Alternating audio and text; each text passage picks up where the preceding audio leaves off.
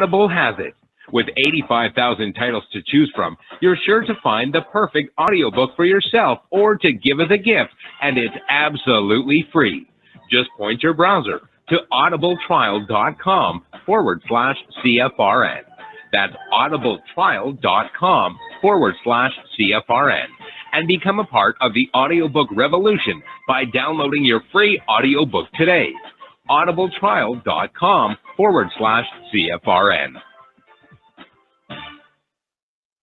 Hey trader, want to get rich quick? Well, good luck with that. If on the other hand you actually want to learn how to trade, the place to be is www.cfrn.net. Tune in Monday through Friday, 9 a.m. Eastern for our daily devotional, and then spend the next 3 hours learning how it's done from professional traders who actually trade for a living. That's www.cfrn.net. Every trading day from 9 a.m. to 1 p.m. Eastern. CFRN, a community of believers who trade for a living.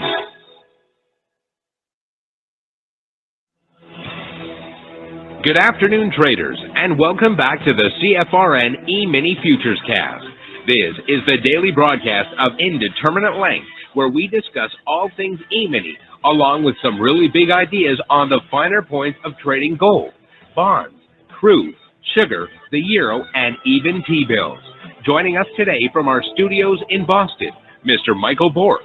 From our trading desk in Chicago, Mr. Burton Schlichter. Now, to get things started, let's go to our host and founder in Studio A, overlooking South Mountain, America's largest city park. Here's Dwayne.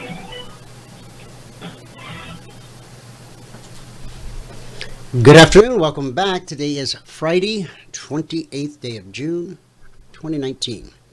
Thanks for joining us, whoever you are, wherever you are. We're just glad to have you right here, right now.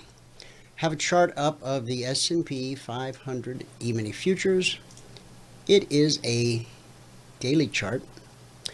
If you cannot see the chart, go to our homepage at CFRN.net. On the right-hand side, click the big microphone, follow the instructions. You'll be registered in about 30 seconds, and that will give you one-click access to the show each and every day. When you're away from your desktop, away from the office, and wherever you are, they don't want you downloading any stuff onto their computer. Just point your browser, any browser, to youtube.com/CFRN/live. There you will find a live, real-time simulcast as the show happens, brought to you by the good folks at YouTube. Thanks, YouTube. All right, to the chart. S&P 500 daily. We spent 6 days butting our head up against this potential resistance, broke through, went up to put in a new all-time historic intraday high and closing high.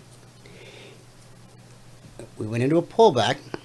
We hit the 24% Fibonacci retracement of this last leg up on the daily chart. And let me just show you that. And there it is.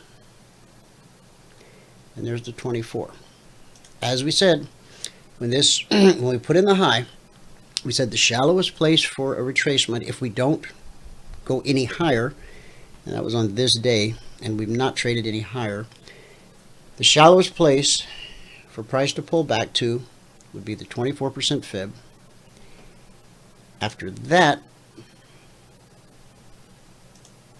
the spot will be and is the BBC, which is right here. And it lines up with this bearish cross, 6 days of resistance. Now we're looking for it to be good support. We're printing a green daily candle. G20 is happening. Overall, things are looking fairly bullish. You can see that the CFMA1 overhead, this is red and falling, this is blue and climbing. Now, after a period of blue and climbing, this is what a turn looks like. Okay? As you can see, we've got that starting here. Price will most likely today and into Sunday evening, possibly Monday, depends upon what news we get over the weekend, because the G20 meeting, as I understand it, continues over the weekend. So we'll be getting news that no one can act on or trade on until Sunday night. Sunday night could be a very interesting session, and we have a trial, a Logic 247 trial, that will be starting Sunday night, 6 p.m. Eastern. And we'll give you the information during the show today so that you can get signed up for that. And if you miss it somehow, just get a hold of Valerie, 949-42-EMINI, 949-423-6464, or email her, support@cfrn.net.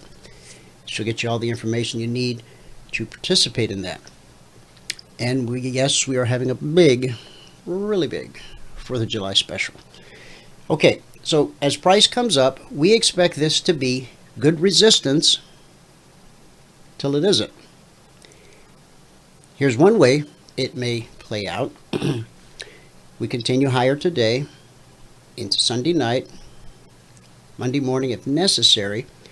We hit this area, we find potentially good resistance, which sends us back down to the 24, and by that time the BBC should be right at the 24.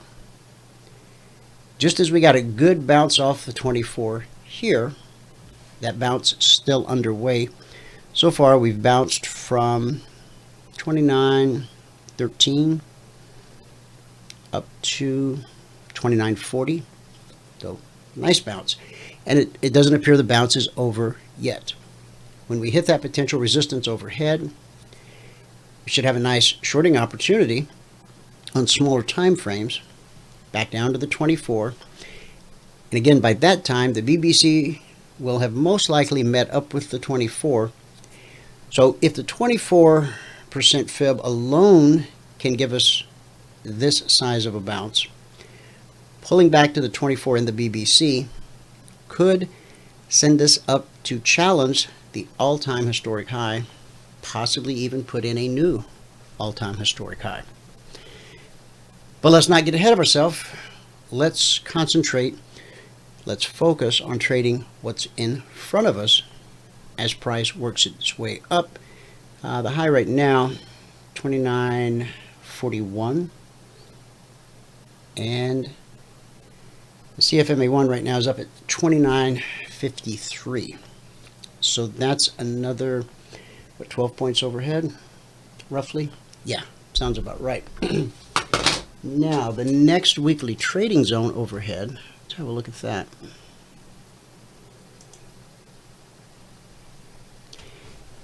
We've been at this weekly trading zone for a while. These are 30-minute candles. Now, I had highlighted yesterday this area, and I said, this is unusual. Why is it unusual? Okay.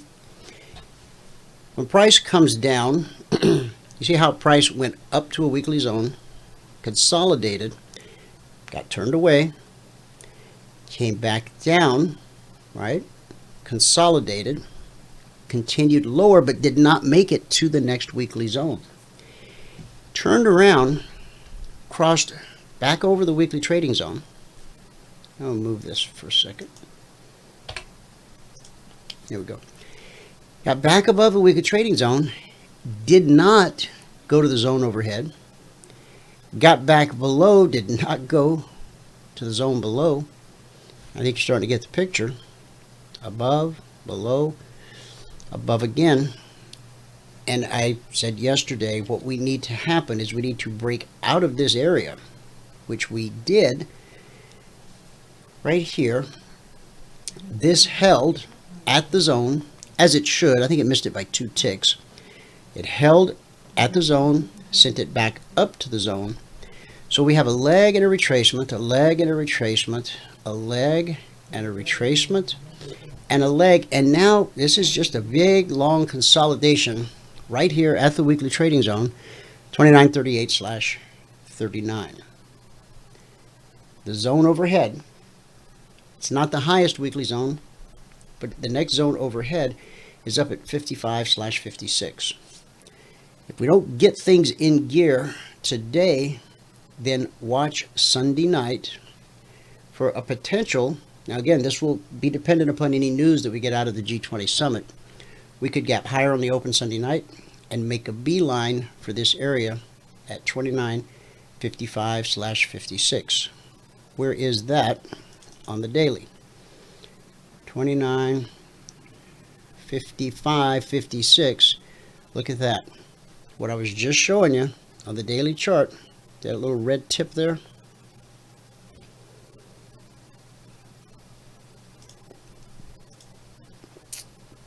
That's this area right here. Think it could happen? You better believe it. Now, if I do this and this and this, these were our highest probability moves. Leg and a retracement to the BBC. It held. Another leg, retracement to the BBC. It held. Another leg up to the zone, retracement to the BBC. It held. A leg up to the zone, pull back to the BBC, up to the zone, pull back to the BBC, up to the zone, and climbing. You may have heard me say it holds more often than it doesn't during normal conditions when the market is conducive for trading.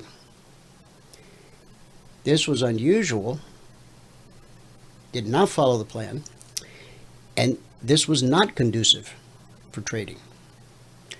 I'll get into that and more when I come back. We're going to go to Michael, get a recap of what happened in the live training room today.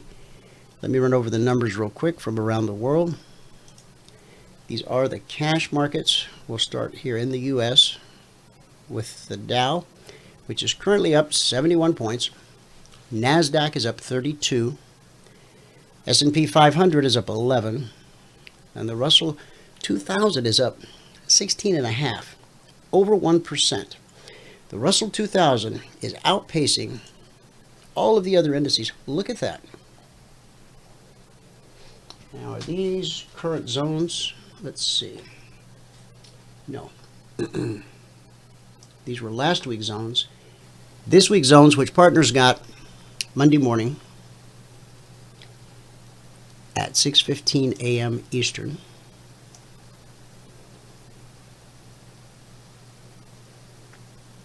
Only three things can happen when price gets to a weekly trading zone.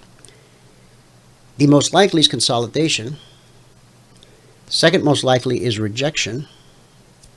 And the third least likely is the slice. And here you have the slice. We sliced right through the zone on this 30-minute candle. It was the opening candle for Wall Street this morning. We went in 30 minutes, 10 points, from 1553 up to 63. Now, on a slice, what typically happens is, and this is the least likely thing, but it happens, one of three. We slice through, we pull back to confirm that the zone we just sliced through is going to be good support in this case. It was, and look where we are now. Next zone overhead above 55.56, 64.65.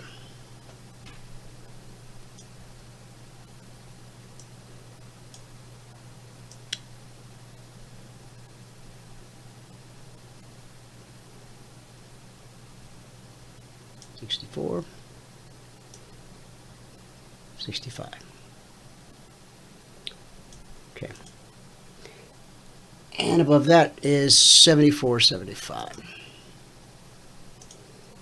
So that's the one to have your eyes on right now.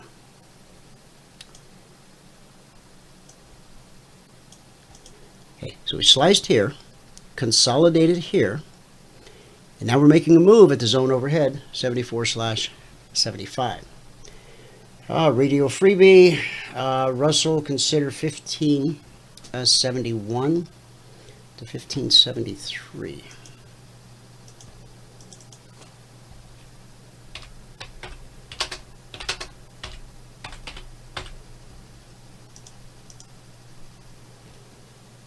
Okay.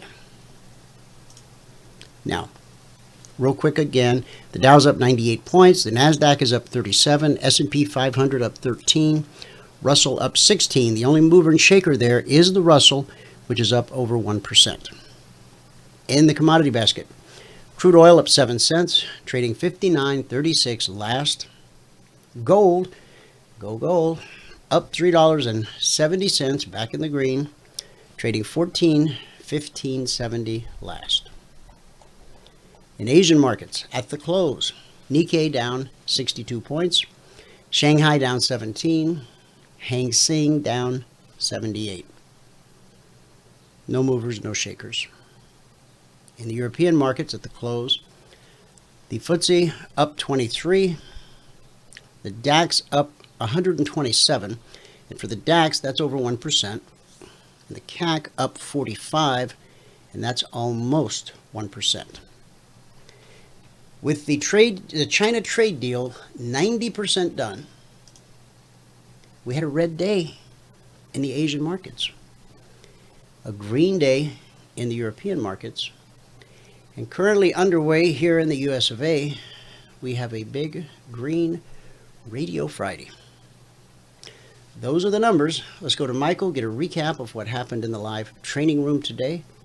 Then I'll be back. We'll talk to John. We'll take a look at some of the alerts from last night.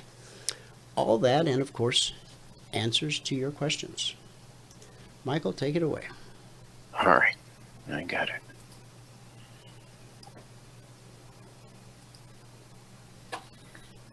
Okay, here we go.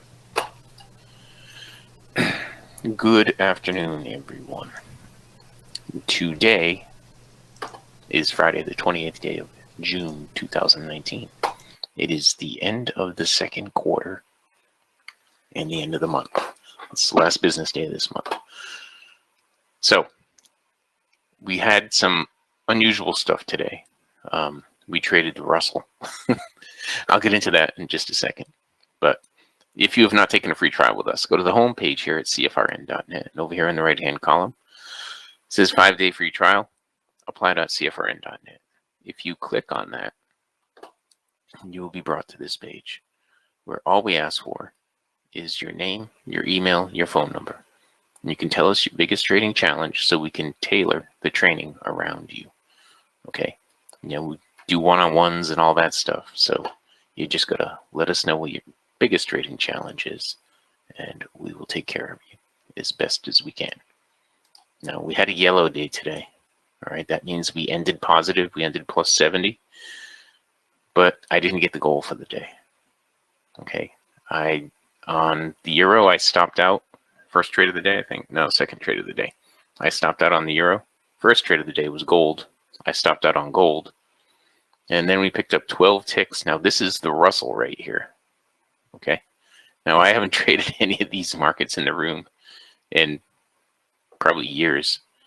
But you see how there's always a 0 in that column? Now there's a 60 in it. And I might replace the euro over here, the 131 for the whole month. And I do trade that market. And this was 60 in one day, in one trade. I might replace the euro with the Russell. You know, for years, Dwayne and I didn't trade the Russell because, well, it just kicked our butts. And I've started trading it again recently.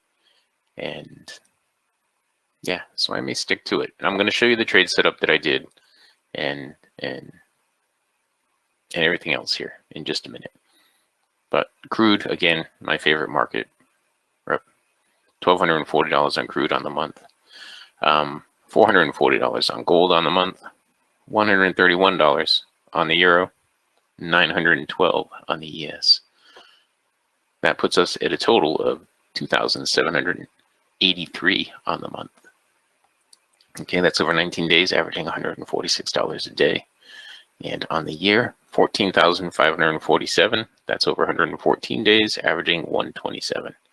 Now again, this is one contract, 2 hours per day, and I missed most of the trades. Well, I missed probably half of the trades, I'll say. Today I didn't, because there just weren't that many opportunities.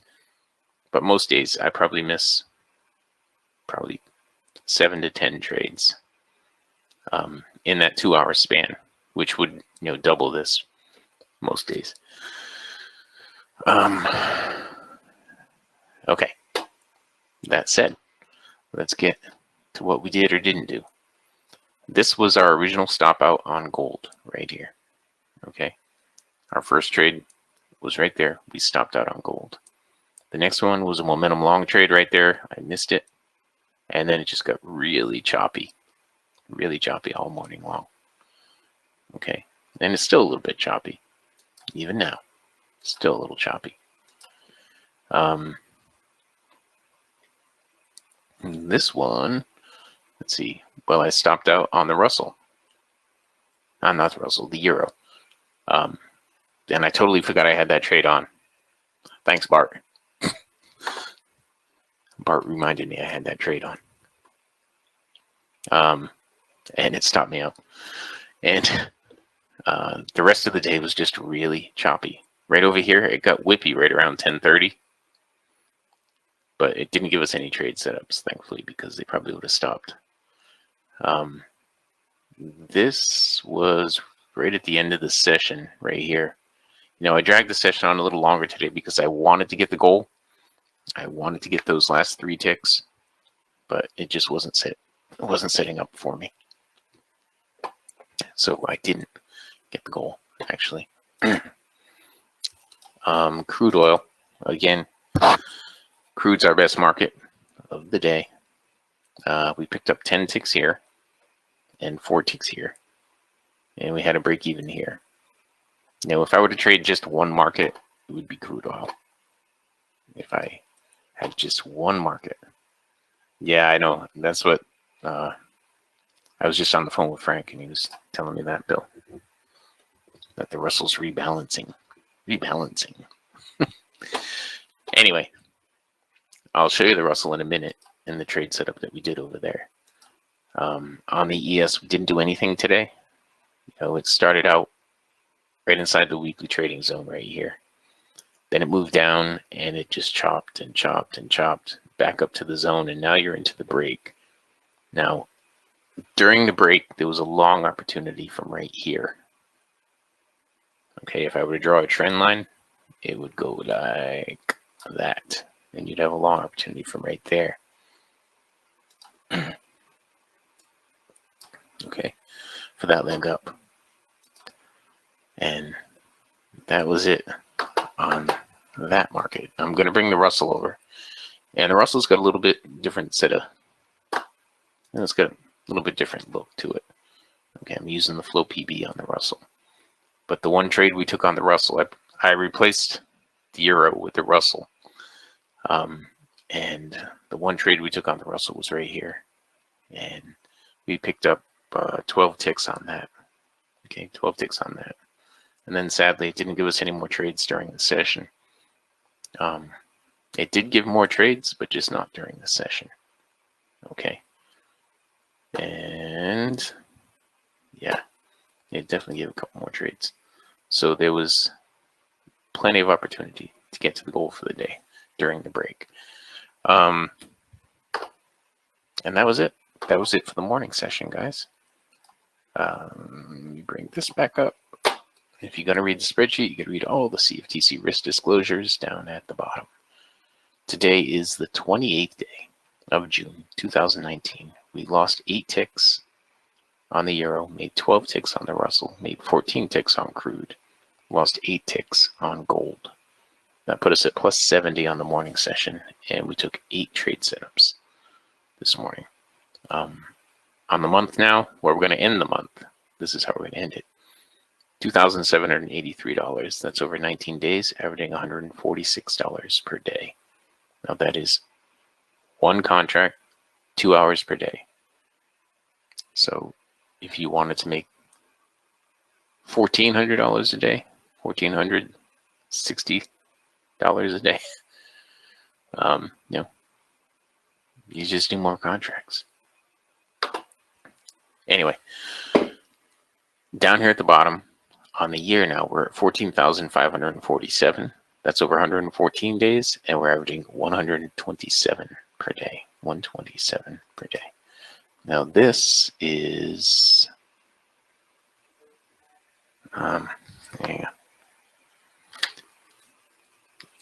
This is if you had added one contract per month, but it's only going up to April. So I got to add May and June. You know, in May, if you had 5 contracts, add 15,000 to that. So it'd be 36,000.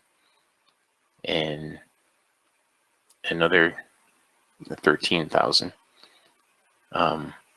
for June, roughly. I'm just estimating. But so it would be up to 49,000, and that's 2 hours per day. Okay, and that's with all kinds of distractions and everything else. So you got to keep it all in perspective. Okay. Now, if you have not taken a free trial with us, go to the home page at CFRN.net, and over here in the right-hand column, it says apply.cfrn.net. If you click on that, or you know, any one of these other things, it says free trial. You will be brought to this page where all we ask for is your name, your email, and your phone number. And if you tell us your biggest trading challenge, then we can tailor some training to you about that. Okay? Hit the send button and you'll be sent everything you need to get into the live training room. All right? All right. And with that, we can pass it back out to fabulous Phoenix, Arizona, overlooking South Mountain, America's largest city park. There it is. Dwayne is ready. It's Studio A.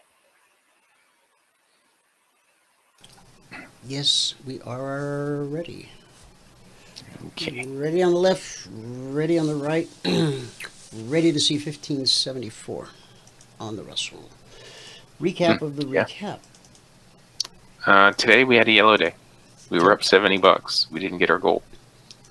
There you go, folks. That is the truth about trading.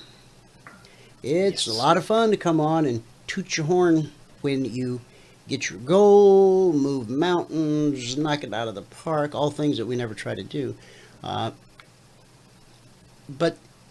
what Michael just showed you and what Michael just said, that's the truth about trading. Some days you'll reach your goal on the first trade, and some days you won't. Some days it'll take a couple. Every day, I can tell you exactly how many trades it takes every day to get your goal. You ready? It takes as many as it takes. It does. It does. Now, you get stopped out a couple times. You can get discouraged. You can throw in the towel, go back to the drawing board, all that jazz. Or if you believe, not with your head, but with your heart, not because somebody told you, but because you've walked the walk, if you know in fact that you have a high probability edge, then those people don't throw in the towel or go back to the drawing board or walk away. They continue to expose themselves to the opportunity until they reach their goal for the day. Of course, you have to determine what your risk parameters are. In the live training room each day, we use an 8-tick hard stop on everything. The room's open 2 hours a day. So whatever report or recap that Michael gives us here on the show, that's based on one contract, 2 hours. Okay? If it's some days, it might take 2 hours and 10 minutes to get your goal. Well, see, you won't see that part because we cap it at 2 hours. But you really have to think about how you're going to handle days when the first trade gets stopped out. Second, really? Well, if 3 in a row get stopped out, you just must be cursed. I mean, there's just no hope, right? No, not at all. What if I told you, let me pull some numbers out of the air, grab a piece of paper. I'm more comfortable pulling numbers out of the air when I have paper to write on. Okay, let's say, you have an edge, whatever your edge is, doesn't have to be our edge, it could be any edge, and you've run a number of tests, back tests, forward walking test, and you know that for out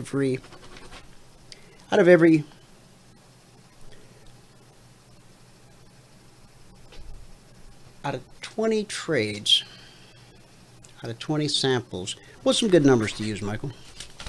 Out of 20 samples? I'm trying to get my pen to write. I'm trying to make a point as to if if you have a definable edge, out of 20 numbers, if you have 16, that's good. That's a good number. If you could do 15, that's easier to do with math. You know, that's 75%, I think.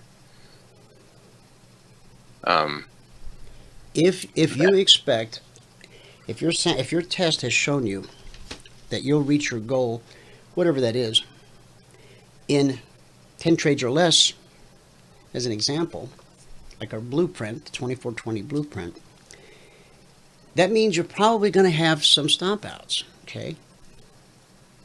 Makes sense. Mm-hmm. Now, if you get a couple points, a few ticks, whatever it is you're working for, then you get stomped out, and then you get a little more, you get stomped out. It's not so difficult to keep going, but if you get stomped out 3 times in a row, I understand it is difficult to press on, especially when you're trading real money. But if your sample has shown you that you're not perfect and your edge is not perfect, because there is no perfection in trading. The only perfection in trading is knowing what you're supposed to do, when you're supposed to do it, and then actually doing what you're supposed to do when you're supposed to do it. Does that make sense? So if you get 3 stop outs in a row, is that any different than if it came on the 2nd trade, the 4th trade, and the 7th trade? If you understand that out of every 10 times at bat, you're probably going to get stopped out 3 times. It's the same thing. The distribution of profitable and non-profitable trades cannot be predicted.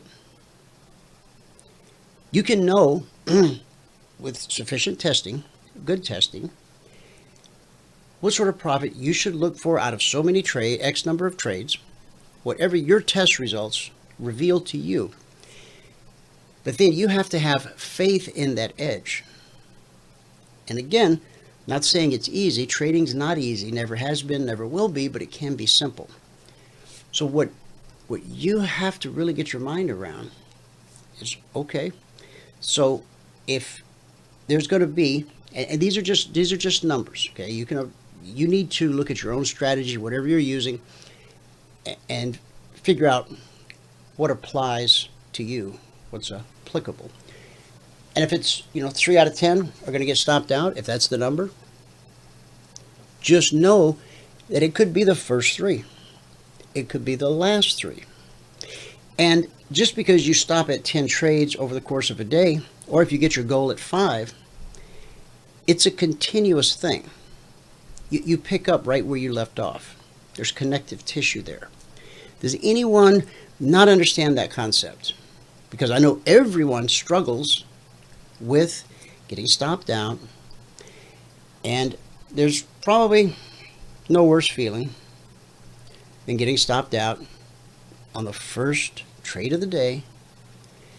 You wake up, you're in a good mood, you did not stub your toe, the tire's not flat, you showered with your brand new body gel from the dollar store, You meditated, you burned a little incense, maybe you even read the good word. Maybe you even showed up in our prayer room, as Kevin and Neil did this morning, and we had a little prayer before our day started. All that, you're walking on air, man, and then you get stopped out. What happened? What went wrong? Why is the world out to get you? It's not. It's a business based on probabilities. It doesn't matter how many hours you spend in front of the charts, how many shiny indicators and oscillators you've bought, coded, found, borrowed. It doesn't matter. I can't say it loud enough. That doesn't matter.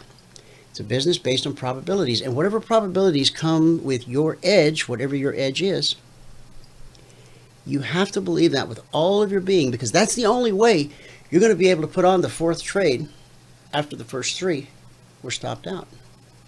Now, there is one caveat there, okay? I'm talking about this happening in a market that is conducive to trading. And let me say this, if you're in a market that's conducive to trading, if you really do have an edge, you probably won't get stopped out 3 times in a row too very often. If, on the other hand, you're trying to trade this market right here, where I highlighted this, now this is a 30-minute, but this applies to any time frame. When you're above a weekly zone, as we were here, or sometimes you get the same thing with just the BBC, the bull-bear cross. You're above it, below it, above it, below it. That's not a market conducive to trading. See, when price pulls away, pulls back, and it holds, gives you another leg, higher high, pulls back, and it holds, another leg, higher high, that's a trend. And when you have a trend, good things can happen, right? So that's the only question you should ask yourself. Am I putting the mouse down because I'm freaked out, because I'm afraid I'm going to lose money?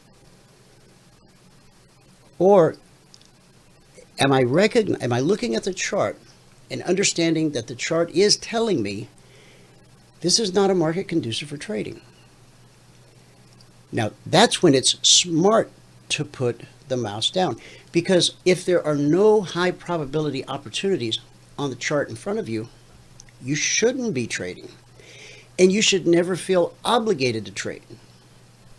Just because you have an account somewhere with some money in it, or a demo account, and the market's open and price is ticking back and forth, that doesn't mean you have to be in a trade. And I know that I felt that way when I first started trading futures. Oh man, if I didn't have at least 2 hooks in the water at the same time, I just didn't feel alive. Thank goodness I got over that before I did too much damage to my pocketbook and my psyche.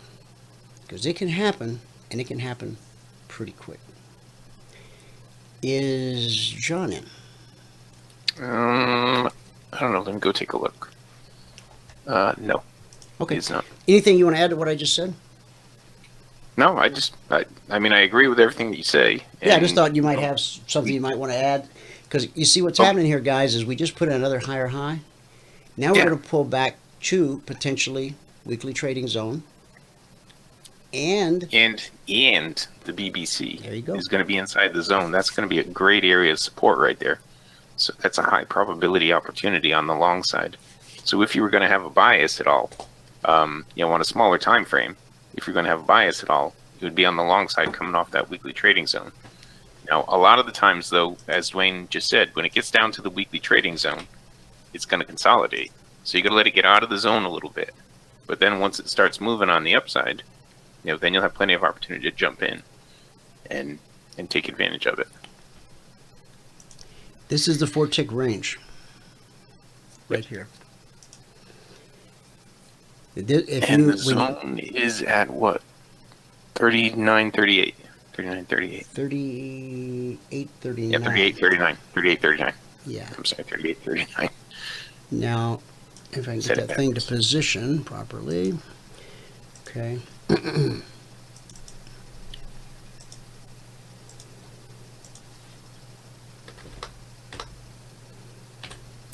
If you come into the live training room in the morning, this is what you're going to see. You're going to see this range chart. Now it says 4 ticks here, but see the little R? It's not a 4 tick chart because a 4 tick chart is just too fast to be able to trade. What this means, a 4 tick range, although it's kind of an optical illusion, these candles might look to be different size, but every one of them is exactly 4 ticks tall. And that is the chart that Michael trains you on every morning to help you understand our methodology, how to use our indicators, how to know what a trade setup looks like, when to exit, where to put your stop, how to take profit, how to manage the trade. It's all done. And the reason we use this chart, there's a number of reasons, but one of the reasons that we use a quicker time frame is so that you'll be able to see a number of executions during that 2-hour period. Michael will typically have up an S&P chart, a crude chart, gold chart. What else you have up these days? Euro, and today I had the Russell up. Oh, did you? Okay. Yeah. So the Euro and the Russell. I'm thinking about replacing the Euro with the Russell because I think the Russell's got a little more volatility than the Euro. You know, having 2 indexes up is can be kind of messy, but you know, I don't know. Maybe I'll look at the yen or something else that might be a little more volatile than the Euro. You know, I've been thinking about it for a while about replacing that, and Now, if you come into the room in the morning, and you'll see that Michael has, what is it, 4 or 5 charts up 4 charts at the same four, time. 4 that you can see, and then probably another 6 that you can't see. Okay, and you look at that and you're like, oh my goodness, this is too complicated. This is, there's no way I can watch 4 or 5 charts at one time. I'm just learning here, and that's okay. In fact, we encourage you to focus on just 1 or 2 markets in the beginning as you learn the methodology, but once you understand it, then you can look at quite a few charts because we trade every market exactly the same. I know that you've heard, well, there's this method for gold, but crude, you got to trade it like this. And, well, the S&P, you got to use this. I'm saying that's not true based on the fact that it may be true for the people who say it. They may know how to trade crude a certain way and the S&P a certain way, but we have a certain way that's fluid across all markets and all time frames. That's a huge statement, so let me let it sink in. What we do is fluid across all markets and all time frames. So Michael is able to keep an eye on multiple charts because he's looking for the same setup on every single chart. And he just walked you through the stuff from this morning, like right here. Pull back to the BBC and weekly trading zone and look at the move it gave us. The entry here would have been open of this candle. Yeah, it would have been at, I highlighted, it would have been at 29.40, at 29.40. And it ran right up to 29.44.75. Just about, yep. The high of the day. High of the day, yeah. 44.75. Yeah. Yeah, when I was doing my recap, I highlighted that. See, guys, this is a trend. Look at this. Leg retrace, leg retrace, leg retrace. Higher highs, higher lows. This is about as good as it gets. It really is. That's what you're looking for. Now, if we jump back to this 30-minute, if I scrunch that up a little bit, that's a crowded chart. I'll clean it up for Sunday night. Oh, and again, our 4th of July blowout special, fireworks, cotton candy, all that and more. Starts Sunday night. You're invited to take part in that. It will be the Logic 247 and the room in the morning. If you would like to know what the high probability move is, the next high probability move in the market, S&P, Dow, Russell, NASDAQ, crude, gold, maybe copper. I will be telling you for 48 hours straight what we see, what our method sees, the lens through which we see, the mind with which we think, what the next high probability move is. Around the clock, 48 hours straight. Oh, it's a marathon. That's what it is. It's our Independence Day marathon. 48 hours nonstop trading around the clock. I hope you'll join us. I really do. Get with Val, and she'll get you hooked up, or she'll get you on the email list. So when we send out the invite, you'll get the link, you'll get the password. You're going to need to get a Telegram account. They're free. Go to telegram.org. Let me show you just how simple it can be. Oh, remember earlier I was talking about the agriculture reports? Yes. This morning in the room? Yep. Here's acreage. Now this was today. It just happened, as a matter of fact. We should go look at beans. Acreage, grain stocks, rice stocks. There's peanut prices. Uh-huh. It's a real Peanut thing. prices. At 3 o'clock today, folks, hold on to your hats. We're going to get peanut prices. Yeah, well, the euro just started moving. Proud. Gold just started moving. Did it? All right, let's take a look. Yeah. Let's take a look. Gold. Okay. Now, this is a 30-minute chart, guys. Yeah. If we go back to this 4-tick range, if we want to look at gold here, let me get these out of the way.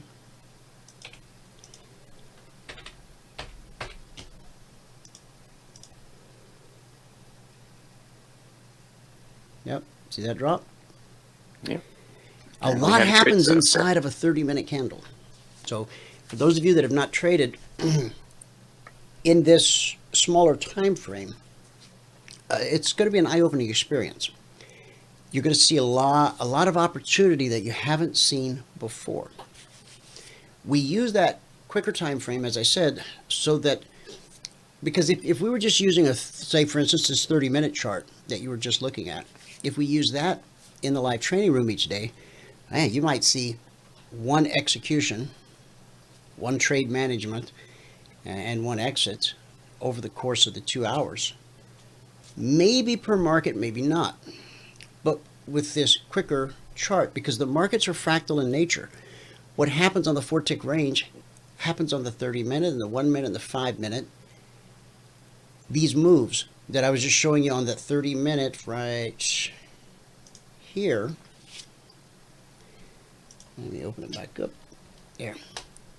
Leg, retrace, back to the BBC. Leg, retrace, leg, retrace, leg, retrace, leg.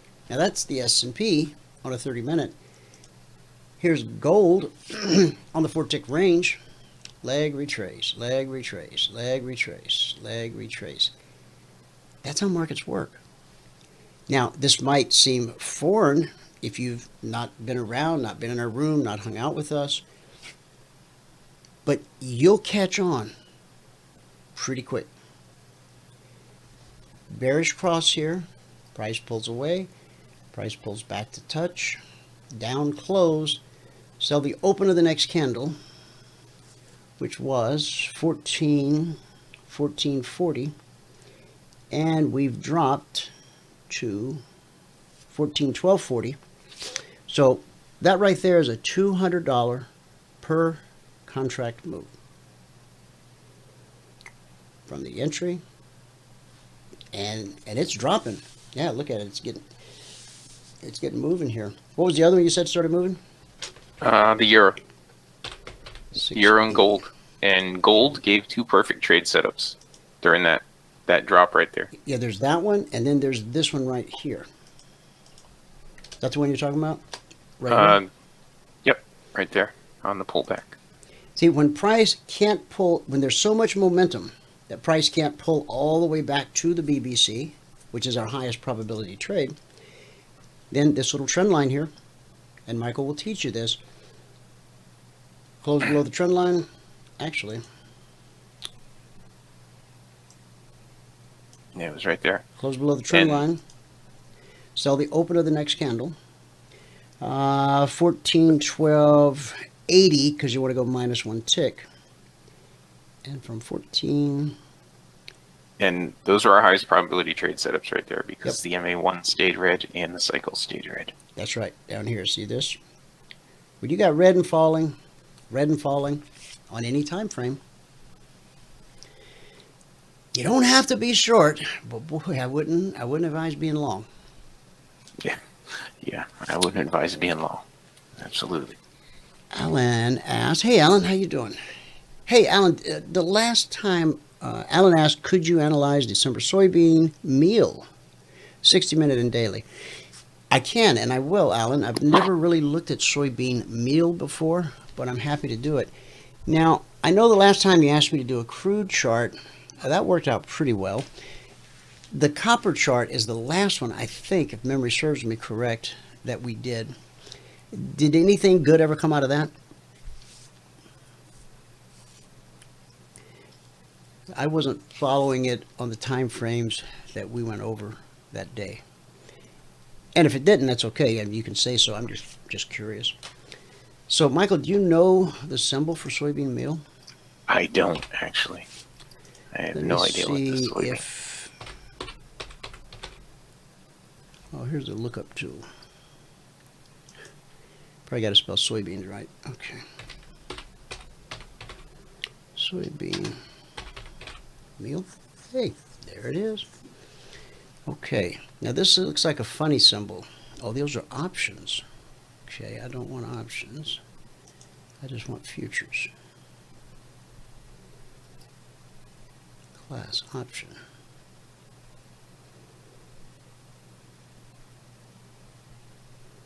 Oh. Let's just tick that box. Soybean meal futures. All right, we'll attack it another way.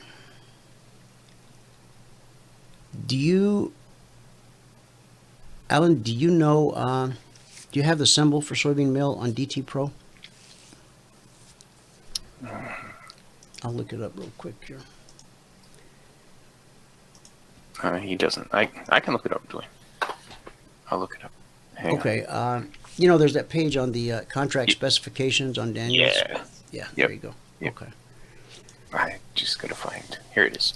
Now on this gold, guys, we already showed you this. There was this one pullback here, beautiful opportunity, and then that break of the trend line right here, beautiful opportunity. Now look what's happened. We've pulled back to the BBC. The only thing different here, the cycle down in the slingshot has turned blue, and we've curled up and turned blue on the CFMA1. Does that mean ZM? Okay. ZM. ZM. Here, let me write this down. ZM. There's ZM and ZMT. One is soybean meal TAS, and one is soybean meal. Now I don't know what the difference is. Let me find out. So the entry would be right here, guys, on the open of this candle, which was 1412.40, and at 1411.40, which would be right here, that would be if you have a goal of $100 per contract per day. That's $100 per contract. So that doesn't mean you're just making $100 a day. That you could be making 1,000, 20,000, 100,000 because it's based on the number of contracts. Of course, the market you're trading has to support that kind of volume. And of course, gold is a market that is right up there. It doesn't have the same volume as the ES, but it's got a lot. It's got more than enough to handle 10, 20, 30 contracts. So I'm going to go to that soybean meal in just a second. I just want to see what happens here, because we already had one nice opportunity. That was good for $200 per contract traded. And then from 1412.70 down to 1411.20. What was that? 100 and change? Yeah, something like that. All right. Now, this is real important what happened right here. Price came down from 1412.40 to 14.1160. So that's an $80 per contract move right there. Well, what happened? Well, what happened was it hit a blue and climbing CFMA1. Red and falling, remember Michael had just said this. Red and falling, that's the highest probability. Got red and falling, red and falling. This turns blue, you have to anticipate that it's going to be good support. Okay? Does that mean you can't take the trade? Personal preference. If you know where you're going to run into potentially good support, and that's your intent, and as you can see here, you'd have had to have been pretty quick to take profit. You wouldn't have gotten the full goal. So you could do, so in other words, could you do this?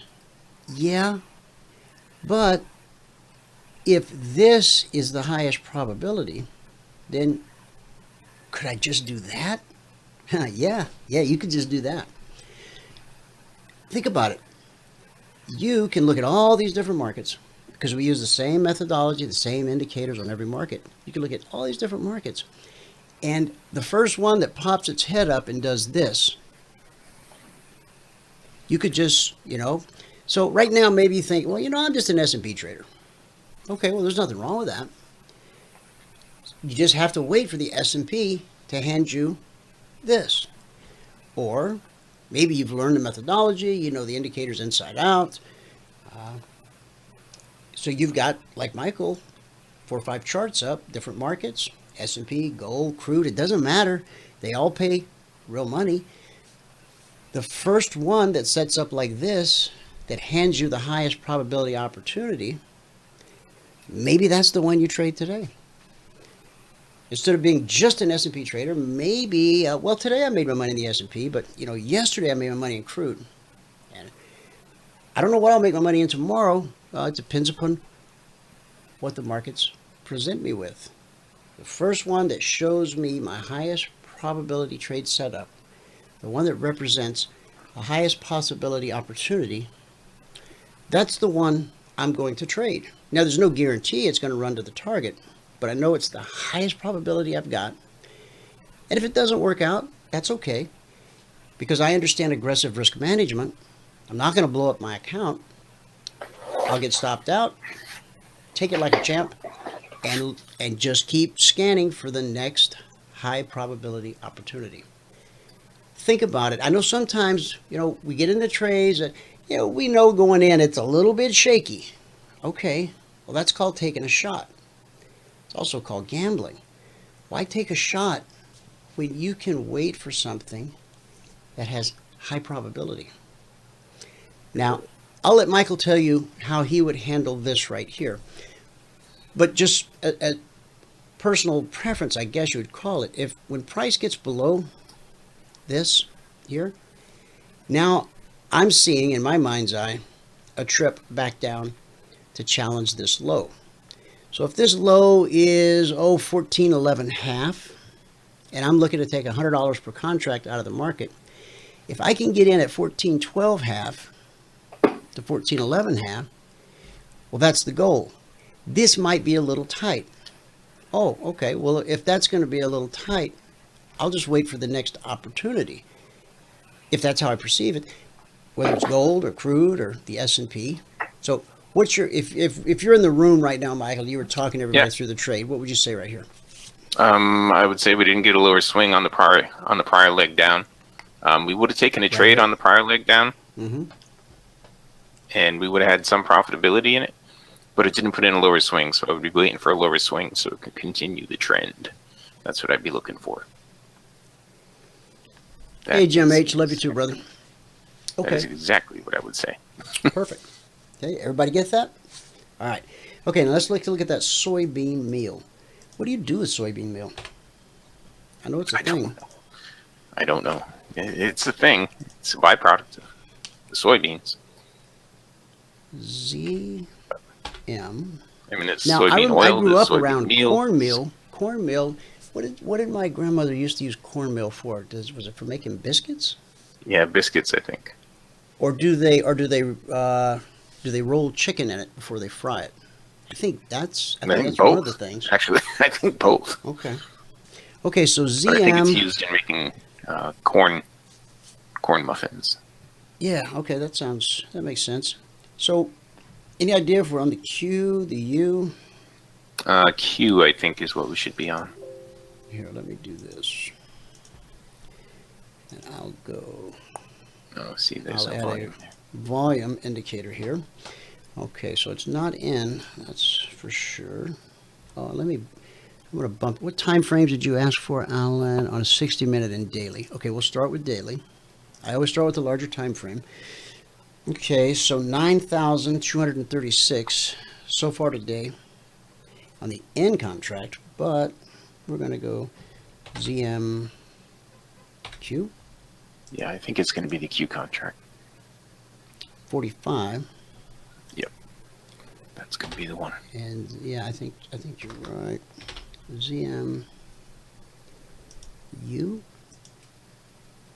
No, not that one.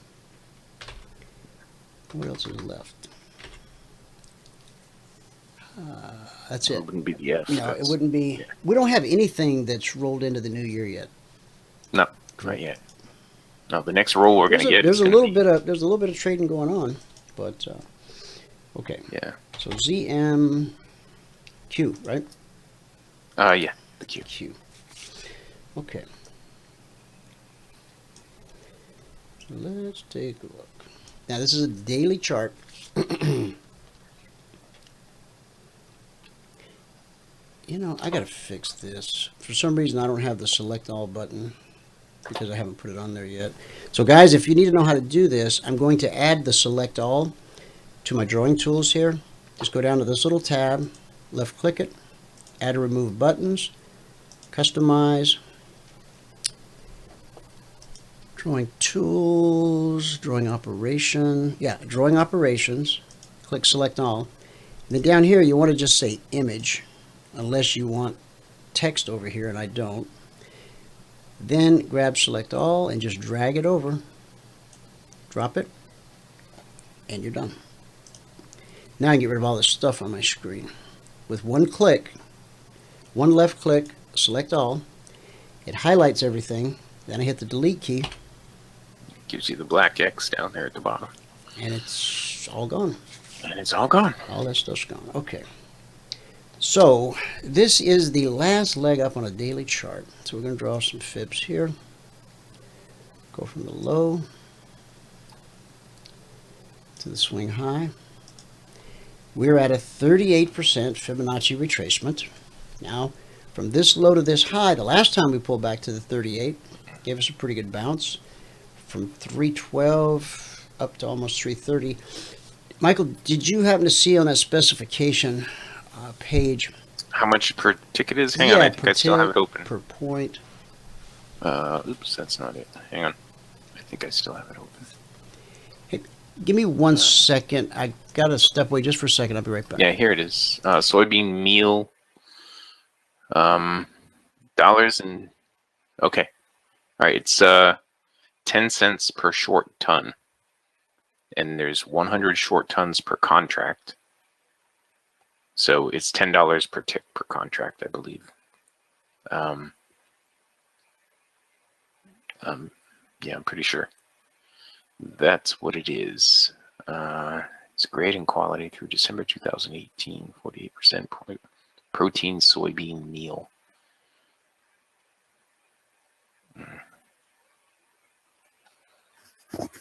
Interesting. Yeah, but it is the ZM contract, and the margin on that is, hold on. I don't see what the initial margin is, but the maintenance margin is $1,300. So usually,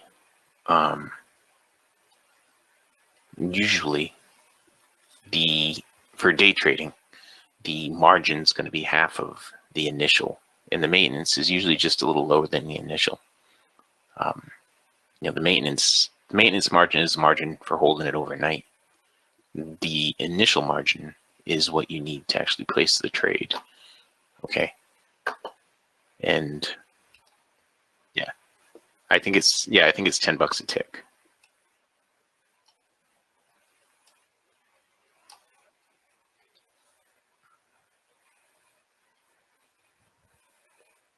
Yeah, yep, basically. And the margin on it's about $1,300. So if you're just going to day trade it like we typically do, then it's usually going to be half the initial margin. So the margin on it would be about 750 or 700.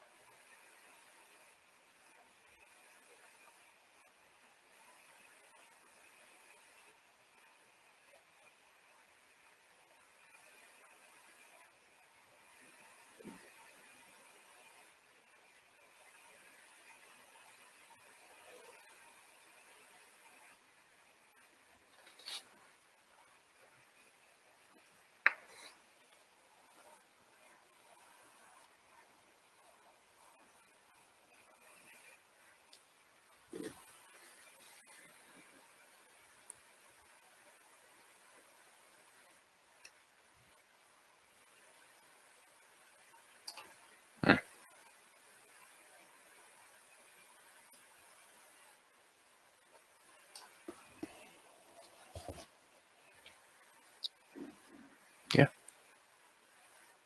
Yeah, I think so, yeah.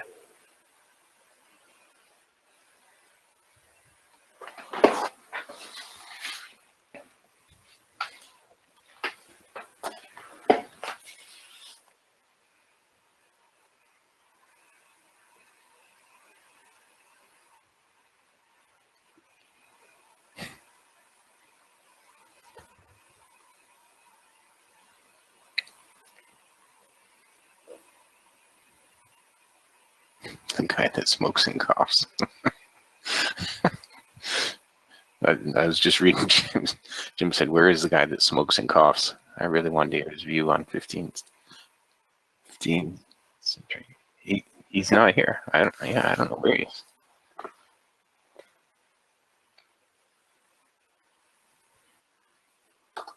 Well, he probably smokes cigars, I would think.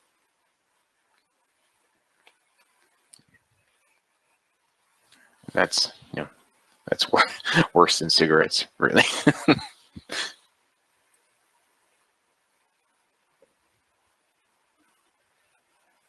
Really? Really? Well, you just got to get the gummies.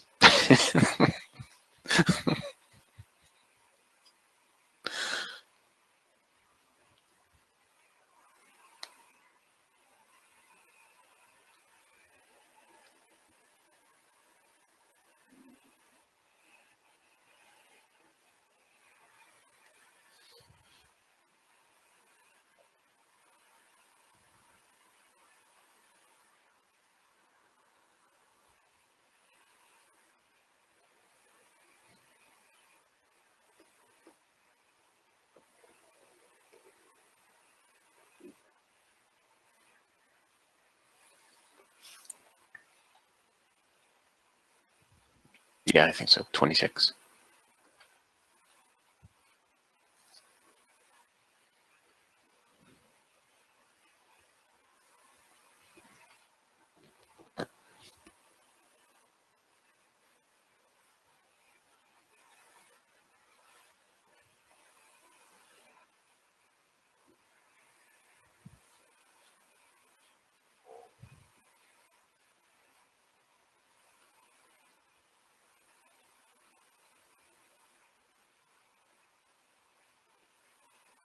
That second to last bar on your chart, is that a spinning top, or did you draw a line on there?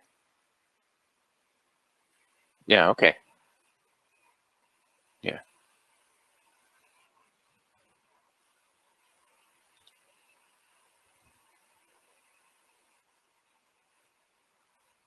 Yeah, it is.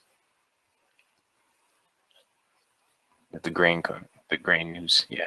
Yep.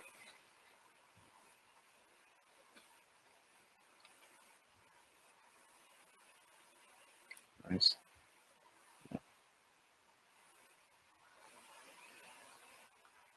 We're winging it right now because we're not farmers. Soybeans stored in all positions on June 1st, 1.79 billion bushels, up 47%. On-farm stocks. Yeah, that's what they're saying. It's a quantity, is what it is. It's not net.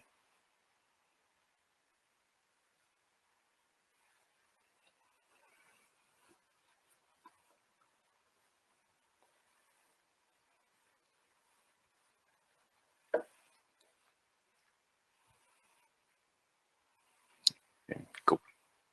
Oh.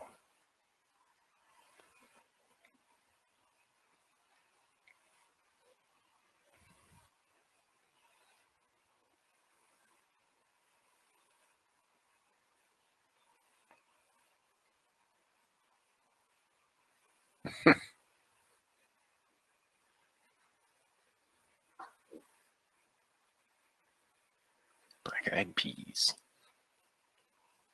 Yeah, we used to go pick a bushel of apples.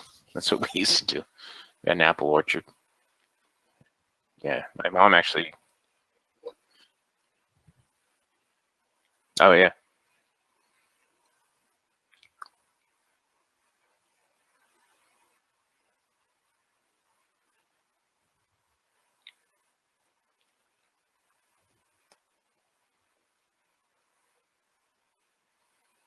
Um, it seems to me it'd be bearish if everything's up, like the storage. If they got a whole bunch of stuff, way more than what they had the last time, you got a bigger pile. That's and you got a bigger pile, you should have a lower price. Yet you don't have any demand for your supply. Hey, John just popped in. But you don't have any demand, so you gotta drop your prices. That's basically the way that I look at it.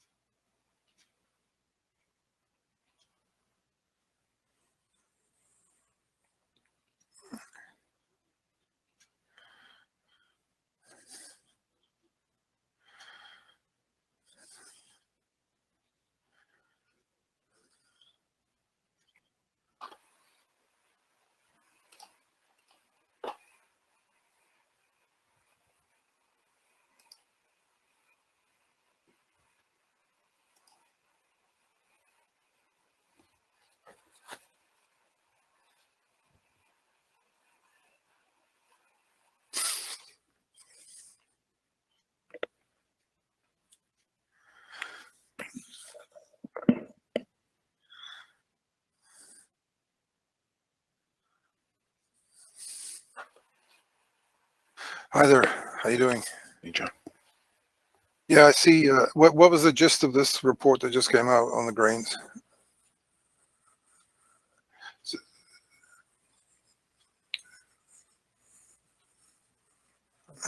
The grains? No, the grains is a monthly report. It's monthly. Different kind of report today. Some kind of. Oh, okay.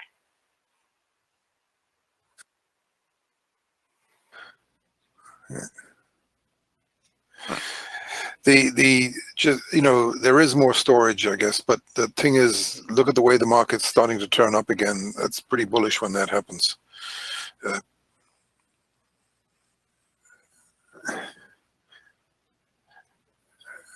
Yeah, the meal is as long as the meal is leading the way, that's a good thing. The meal made a lower low versus the beans here this morning. That's not a particularly good development, but it's not necessarily not something that can't be overcome.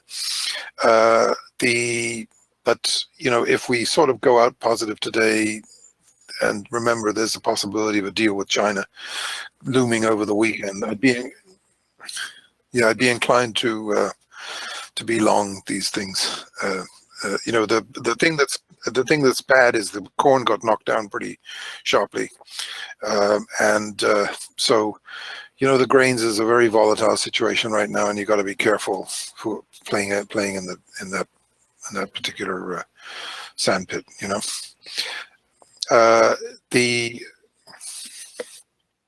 Yeah, it really does, and it could look when you get a kind of it's a little bit like a Fed day. Sometimes you have these very volatile Fed days, and whichever way the market eventually kind of lines up after a big deal or report, it tends to go that way. So I'd say if we close, we're only an hour before the close of the beans and stuff, and if we go out strong today, I'd probably, look, even if you go along this afternoon, you're at risk of the deal blowing up with China, and obviously that could have a bad impact on Sunday night. So you have to consider. Yeah.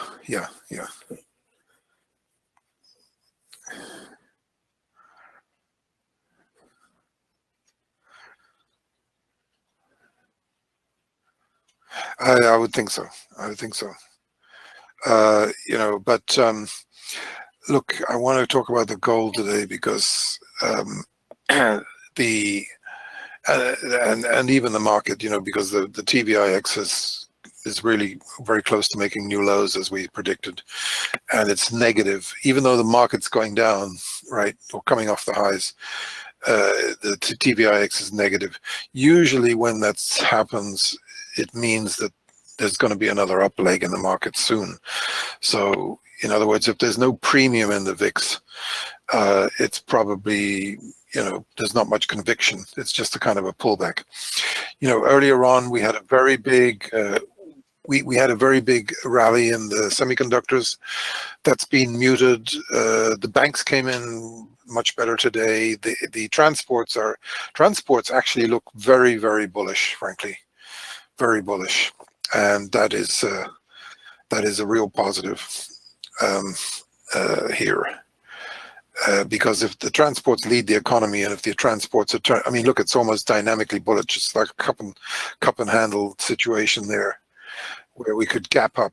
We could gap up and literally go to a new all-time high on the transports, and that would be that'd give you a Dow theory buy signal, and the story on that.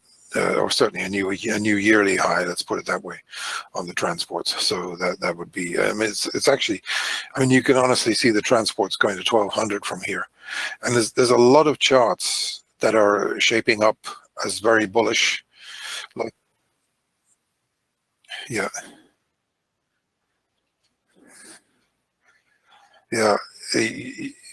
It's almost it's like a spring. It's got that pullback, and now it could really run hard and fast upwards. The gold looks the same in a lot of ways. Look, the thing that is very interesting today, which I've been saying is going to happen, is the silver is pulling ahead of the gold for the quite meaningfully, actually, in the last few days. And not only that, the gold silver ratio is at look, is that it? That's like a double top there. So this is a huge buy signal for silver. I mean, this thing is at a crazy high. It's like a 20 or 30-year highs, or maybe an all-time high. I don't know. How far back does that go back, that chart? I think it is an all-time high. Yeah, it is an all-time high. Look at that. So if that's it, listen, you've always got to be careful of things that are going to 100, because sometimes they can go through. But if that is a high and we sort of break down from here and we suddenly went back down to 85, I mean, that would create a mega buy signal. And look, it's happened before. Look at every time the silver ratio has gone crazy, and look at how it's reversed. See it back in 2008, how it just turned on a dime and went down to a new low, right? So that could happen. We could be witnessing something like that starting to happen real soon. Now, platinum, I think we nailed this one really well. I said to be an absolute buyer at 820 plus, and we're now switched to the October. So the 820 was about 810 or something like that, but it took out 820 this morning, and it's at 840. It was at 844, so it's up pretty big. No, that's good. Yeah, look, we've made 3 higher lows. This is the 3rd higher lows. It's not a particularly good looking bottom, but look at the way it's coming off that bottom. And this is a pretty big deal now. I think this move is on for real. I really do. I think that's it for the platinum on the downside. And actually, we could go right up. It's sort of like Newmont. We looked at that a few times, the way it came from a similar kind of a pullback and went to a new high. I'm looking for 1050 on the platinum as the first stop in a long, long, long way higher, maybe up to 2400, down the road, or possibly even higher than that in this unfolding mega bull market. I'm looking for 1660 on the gold now, not 1575. And the reason is we made a new contract high in gold recently, and when you do that in the kind of formation we're in, you kind of double the range. So that takes us up to the low 1600s, and that can happen very rapidly in this kind of scenario. The silver has a couple of, it's in a much different situation. It's got quite a ways to go before it doubles the range, but it ultimately projects silver substantially higher. I'd say 18 and a half is a target at 18 or so, and then if we overcome that, we're looking at the mid 20s, low to mid 20s, and then exactly, you and I, both of us. Yeah, it's very bullish, because when it goes, I think it's going to go like a bat out of hell. I really do. I think it's going to go up to 16 very, very fast, and it's really going to go. It's really going to power higher, frankly. And you can see it in the JNUG, which just split today. I mean, when you look at the JNUG today, which split 1 for 5, I mean, look at the gaps in this thing. They're just staggering. I mean, this gap here, this new consolidation should really, it should be rocketing up towards 100 before you know it. This thing, this is a very powerful gap on this. And if you look at the nugget, it's probably even more bullish, actually. NUGT, sorry. See that? I mean, look at it. It's extraordinary. It's a triple breakaway gap, quadruple breakaway gap in some ways. These are very powerful formations. So, and this is what's so hard about this game is, you look at where we were down at 14 and you think, it almost looks like it's ready to take another leg down, and all of a sudden it does the exact opposite. And it's and especially when you get that run up the first time and then it gaps down and then goes straight back up. I mean, this is very positive, extremely bullish when this stuff happens. So you look, we're at an all-time record high in the Royal Gold, and what happens, is now that's a very there's actually some news out on Santa Fe today if anybody wants to read it. It's pretty positive.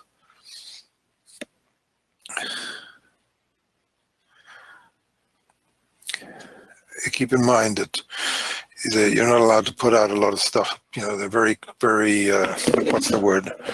Restrictive about what you can say and what you can't say in terms of tonnages and or rates and all that sort of thing.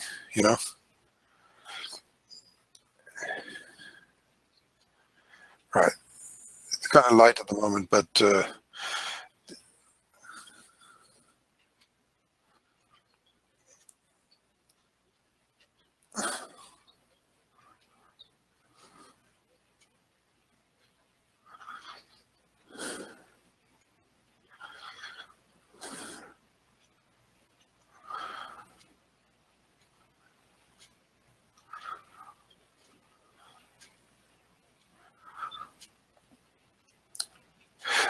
well, probably the headlines really says it all.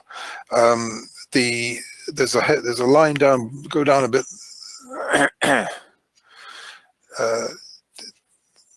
To where it says, they're talking about bringing another 2 mines into production. That's pretty amazing, pretty soon. And 50 to 100 a day, that's an interesting number, 50 to 100 tons per day. Yeah, look, let's just say that, there's some reports out there. Well, I'll give you a hint. According to projections, not from me, let's just look, before the price of gold went up and before they might have gotten some better grades, they were budgeting about $400 a ton at $1,235 a ton. That's $200 a go, right? So if you do 50 tons a day at 400, that's $20,000 a day. That's not a bad, that's 100 grand a week. That's not a bad sort of start from a standing start to actual revenues, right? And that's so if you roll in all the increases in gold and everything, you could argue it's getting up close to $500 a ton for what they're getting, and times 50 is 25 grand, and times 100 is 50 grand a day. So 50 grand a day, you're doing $250,000 a week, $1 million a month, 12 million a year. That's not a bad run rate. And I don't think, listen, the mining crew they have, I'd say if they're not running at $100 a ton by the end of the year, I'd be surprised.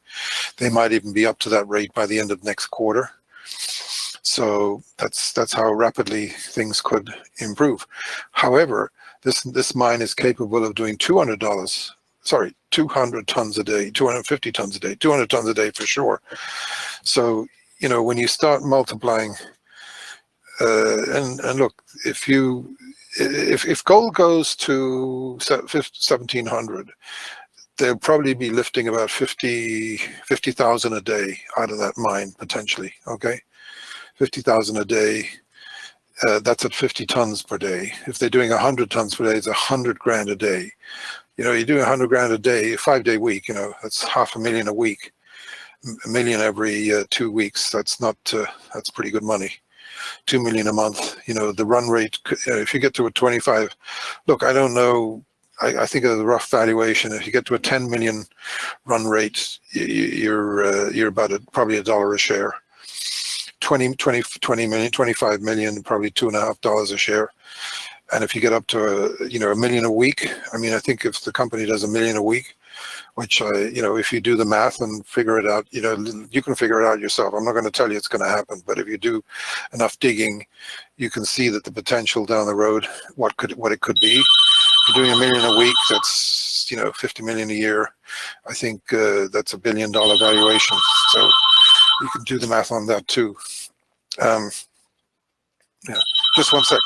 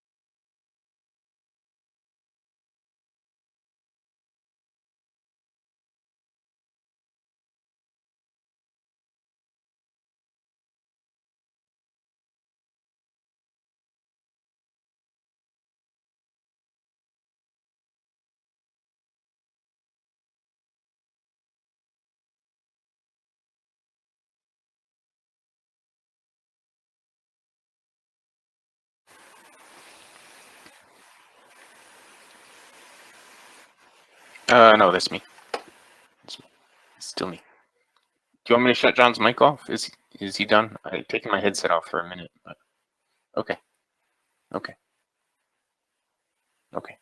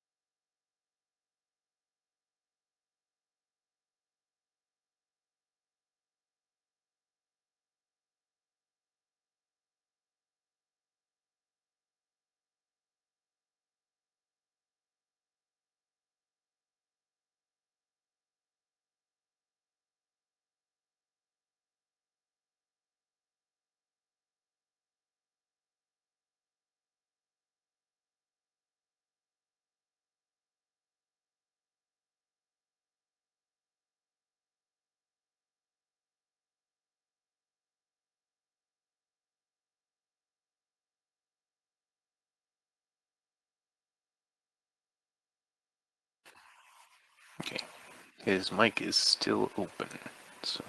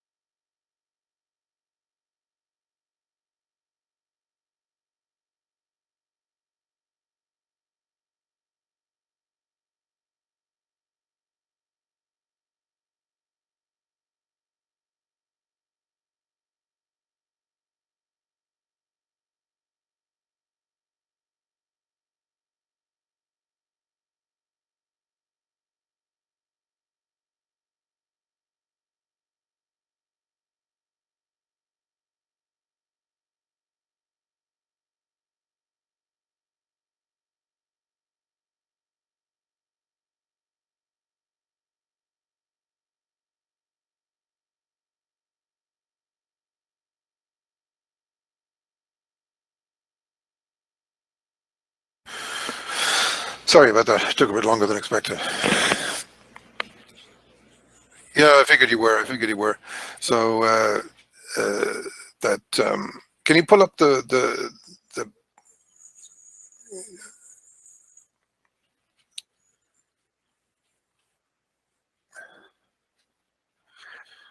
you mean price? You can never say never in this world, you know. Yeah.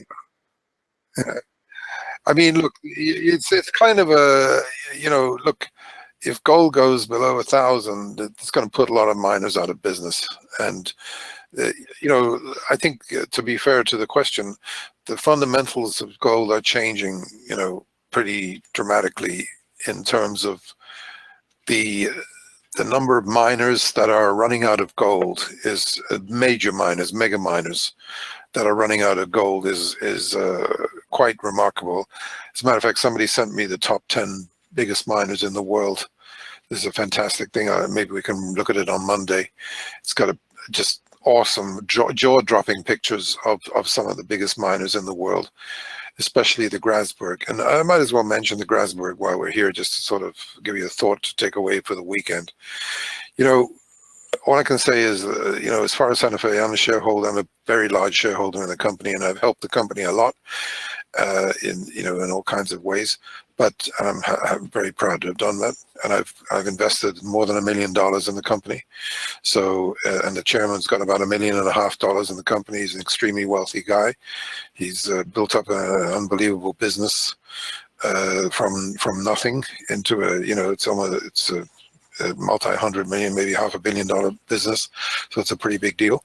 And he's 1,000% behind this company because he understands the potential. Look, not so long ago, one of the mines that we've acquired, and it's out there in the public, you know, you can figure it out for yourself. But if you got a certain amount of ounces of gold today, and maybe, you know, it's half an ounce plus per ton, whatever,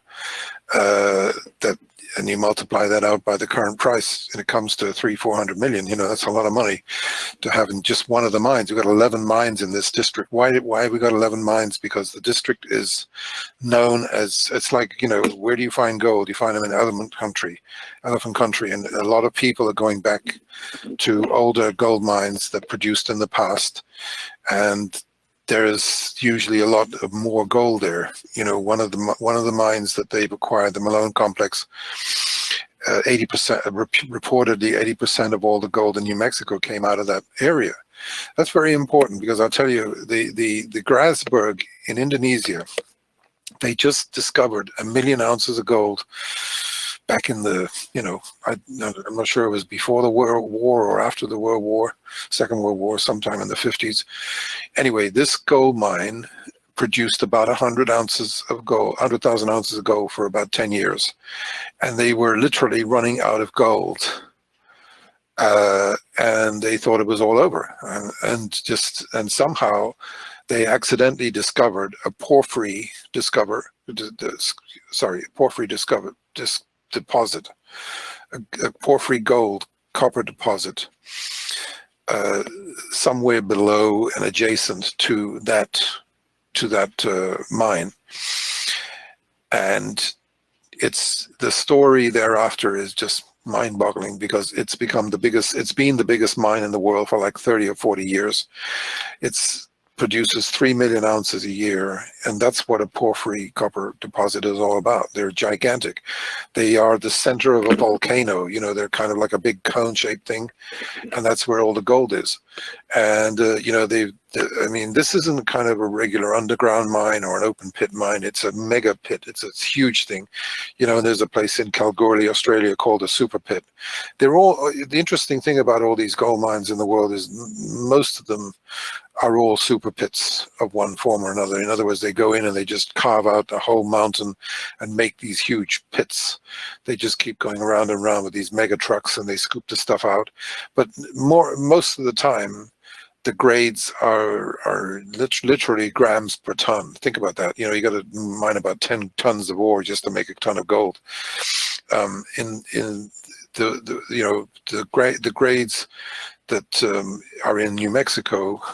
Listen, BHP and Rio Tinto staked out like 20 or 30 square miles around Santa Fe a while back, and it took them. I almost sort of said when they did that, "What took you so long to figure it out?" Because it's hard to walk on the ground in some of these places without encountering about 1/4 ounce per ton, and yet in Nevada, it's more like 2 or 3 grams per ton versus ounces. So while Nevada is the biggest producer because they have these mega operations, the New Mexico, it's a little bit more boutique, if you like. So these small mines have a lot of potential because the grades are much higher, and really it's a more efficient operation all up. But you know, can anybody say for sure that the Malone mine complex isn't another Grasberg or any of the other places in New Mexico? There's a very good chance that there is something there. And the silver deposits that we have, the 5 silver mines that Santa Fe has, according to the geologist, this guy is the world authority on this. He is an eminent geologist. I've followed him for years before I even met him. I bought stock in his companies in the 90s. He had some gold mines and other mines in the 90s, and he's currently in a rare earth operation. And because of the threats by China, the stock went like up 150% recently, nearly 200%, to actually 300% almost. So he knows what he's doing. He's probably going to become the biggest rare earth operation in the world soon. Sorry, not in the world, in the US. And so this is who we have as our geologist. And I'm just telling you, he's the world authority on the Alhambra Black Hawk complex. He knows more about it than anybody else, and he's incredibly bullish on it. You've got 5 mines there, and there's a possibility there could be a silver porphyry, in that general region. If there is, you're talking, I mean, any kind of a porphyry is like a multi-billion-dollar proposition pretty much out the gate. They've got a huge one in Arizona that recently it goes down, it's about the deepest mine in the world. It goes down about 5,000 or 7,000 feet. It's so hot down there, near the center of the earth, that they have big problems with it. But it could become the biggest copper producer, the biggest copper producing mine in the US fairly soon. And BHP, it's a joint venture in BHP and Rio, and they've put in like huge billions and billions of dollars. I think it's at least a $5 billion project right now. So New Mexico, a very eminent person not so long ago believes that some of the counties that we have properties in are the highest mineralization anywhere on earth. So that's why the company took that decision to go there and to acquire properties economically before the price went up, and before the price of gold has gone up as much as it has. So that's the way to and based on where we may be going with gold. I mean, look, this whole thing, there's no guarantees that Trump is going to be reelected in 2020. If he's not going to be reelected, I mean, this gold price is going to go to thousands of dollars per ounce. It's just absolutely inevitable. That's what's going to happen, because the U.S. will probably go down the tubes, if they implement all these measures that they were talking about last night and the night before.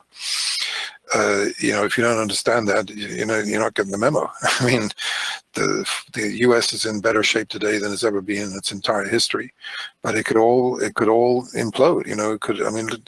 Venezuela was Argentina and Venezuela at one time were the richest economies in Latin America, and they're one is absolutely totally bust now.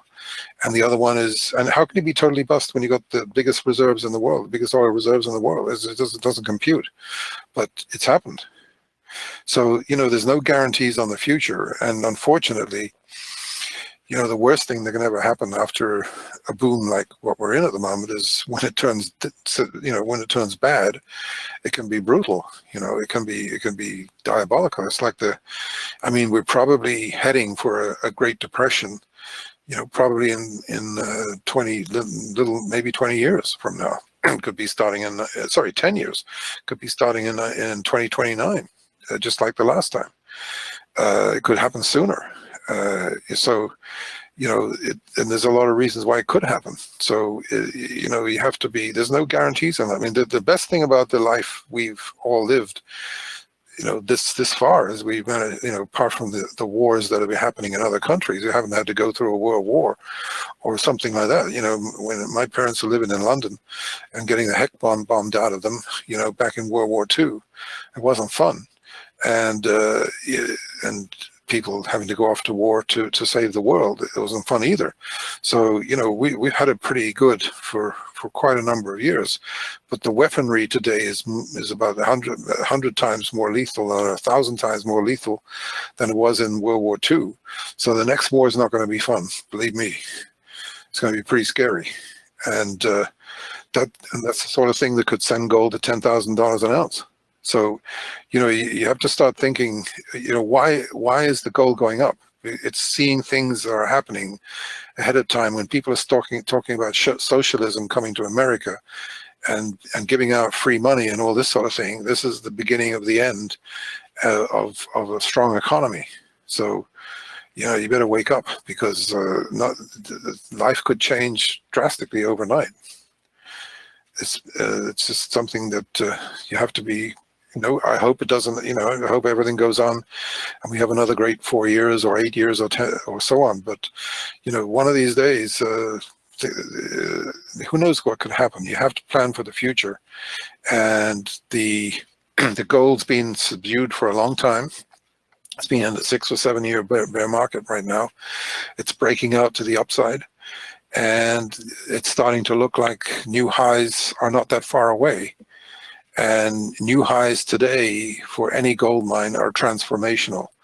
Now, just going back to what we said earlier on to answer the question about the downside, as I think I've said this a few times, Barrick Gold in the early 2000s only had to mine 6 million tons of ore to get 1 million ounces of gold, right? Today they have to mine about 30 million tons to get the same amount of gold. So there's huge, 5 times the amount of material, and probably double the cost, or a lot more cost. So there's all of these gold mines are borderline profitable. And it is a pretty much foregone conclusion that the next 5 years, the number of gold mines are going to drop by 50%, or the gold output from mining is going to drop by 50%. That's going to have a huge impact on the price of gold. Why do you think people like Sam Zell are buying gold? By the way, that was at 1,300. He was buying it. Now it's 1,400. So why do you think he was buying gold at 1,300 for the first time in his life, when he could have bought it at $36, $35 an ounce in the 70s, and $500 an ounce in the 80s and 90s, and $1,000 an ounce, not so long ago. And now he's paying $1,300. This is one of the smartest guys that ever lived. I mean, this guy's made about $40 billion. He's the largest real estate owner in the world. He sold out at the top of the real estate in 2007. He liquidated all his office buildings in one fell swoop, right at the top of the market. Then he got into the oil and gas when it was right down in the slumps, and he got back into some real estate. But he's an incredibly smart guy, and this guy's buying gold, and so is the bond king, Jeffrey Gundlach. This guy's worth $2 billion. He thinks gold's going to 2,400. Got the guy out of Egypt. He's got 2/3 of his $5 billion net worth in gold. 2/3. And now you got Tudor Jones going into gold, and Tudor Jones, one of the smartest traders that ever lived. I mean, the smart money is moving into gold. If you want to ignore it and be blindfolded about it, go ahead. But I'm not, because this is usually a forerunner of something much bigger. When the smart money gets in early, and there's 2,000 billionaires around the world who one day may be forced to follow these guys. If all of a sudden, look, if the US dollar tanks, it's already on its way down. It hasn't broken. I'm not 100% bearish on it just yet, but if it breaks 95, starts going 95.43, that's going to be another $100 upside on gold, and it's going to go down to what I believe is going to be down to 82 by the end of 2020, and it might be 72 in the early 20s, and it might be 62 or 50, by 2024. So that represents thousands of dollars of upside to gold, for sure. Whether gold goes to 8,750 or not remains to be seen, but I certainly think it could go to $2,000 or $3,000 within the next few years without too much trouble, and necessarily without too many economic consequences. It may go up for fear of war, or for fear of inflation, or a whole bunch of other things.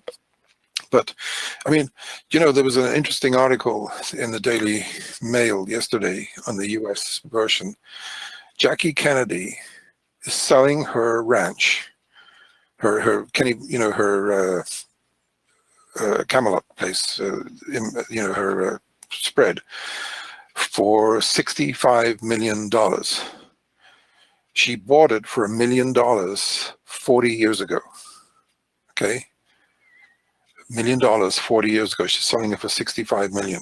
That's a hell of an increase for 40 years, don't you think? Now, are we undervalued in gold basis that property? Are we undervalued in gold basis that property? I think so.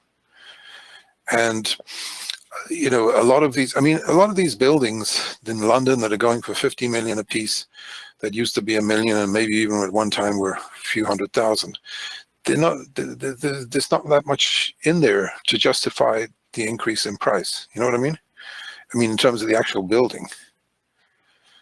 A lot of these buildings have just gone up because they're in the right location. And I mean, it's not like these swanky, apartments in New York City, but even those are probably overvalued. But that's the reality of life today, don't you think? I mean, there's a, and it's just look at these economic cycles. When you force $30 trillion into the world economy to get it out of a near depression like they did in 2009, and they've been pumping money in for the last 10 years, and they're still pumping money in today, at some point, there's going to be fallout, and it's going to be reflected in gold. Look, there's a headline today, the zero hedge, saying we're virtually in a recession by some measures, believe it or not. The PMI just dropped below 50. That's a recession. That's a pre-recessionary indicator, and they're talking about the Fed dropping a whole percentage point, almost unheard of. So, that's why the gold is suddenly broken out and starting to go north. Some of the pennies dropped. People are getting the memo. That's what's going on. So, the Fed, if the Fed starts lowering rates right back to near zero, which they potentially could, and remember, they got a lot of other tools in the shed these days to help, keep, boost the economy. A lot of very favorable things could happen to gold in the next few years. And look, one of the hardest things in life, in this life, in trying to trade, is, it wasn't that long ago we were looking at $6, or what is now $32 in the JNUG, right? It's split today, so it's split 5 for 1. So it's gone up to $32. It was 6, so 5, 6, or 30, right? It was about 6.5, so that's about $32, right? Stocks doubled. Stocks doubled in a matter of weeks. Stocks doubled. And the same with the nugget. The nugget was down in the teens, and now it's 27. So it's been up to 29, 28 or 29. It's only a matter of weeks, and these things have doubled. And so you look at gold today, and you sort of say to yourself, oh, it's only going to go up $100 or $200. This thing could be at $2,400 by the fall, let alone the end of the year. It could be certainly making new highs by the end of, I don't know about 24 at the end of the year, or the fall, but we could certainly be at 1,700, fairly quickly. And, you don't have to hear it from me. Just, I think Paul Tudor Jones might be proven correct. So, on that note, I'll wish you a great weekend, and hopefully the U.S. women will pull it off today. The Brits had a good game yesterday. The English girls did a fantastic job against Norway. So they're going to have to meet France or the U.S. depending on who wins. Alrighty. So listen, have a great weekend. All the best. You too. Bye.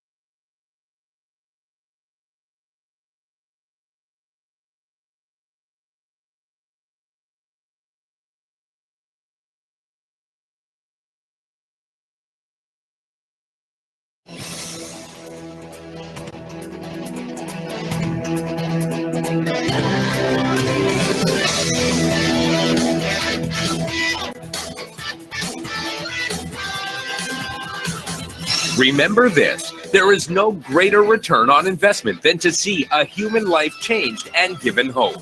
As always, pray hard and trade safe. Any financial information discussed on this show is simply the opinion of our host, Dwayne Reeves, his co-hosts, and guests. To learn more about trading Emini Futures or to take a 1-week free trial in our live trading room, call 1-866-928-3310. 866-928-3310. Information discussed on this radio program should not be construed as a recommendation to buy or sell any security. Always do your own due diligence and consult with a licensed securities broker or financial planner before making any investment decision.